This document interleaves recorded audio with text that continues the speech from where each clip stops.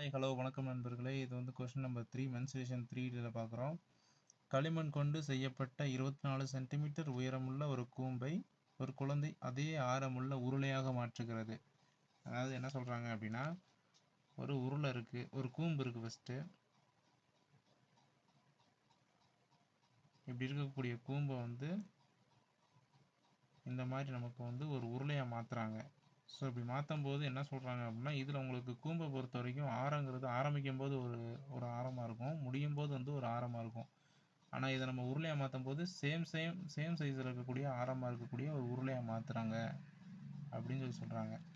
So நம்ம கண்டுபிடிக்க வேண்டியது உருளையின் இந்த அப்படி மாற்றும் போது சேம் அளவுடைய ஆரமாக இருக்கக்கூடியதை மாற்றும் போது இதோட உயரம் என்னவாக இருக்குன்னு சொல்லி கேட்குறாங்க. இதுக்கு என்ன பண்ணணும் அப்படின்னா, ஃபஸ்ட்டு வால்யூம் ஆஃப்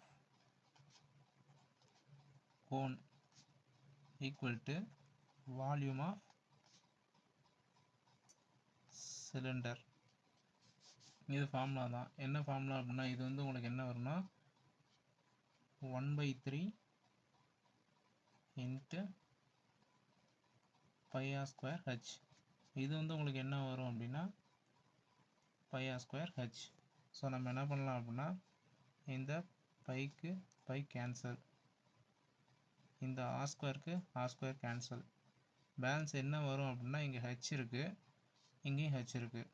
ஸோ இந்த 1/3 இன்ட்டு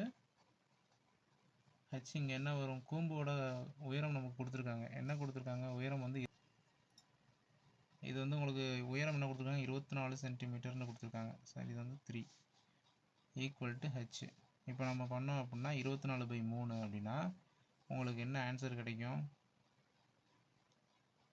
8 3 24.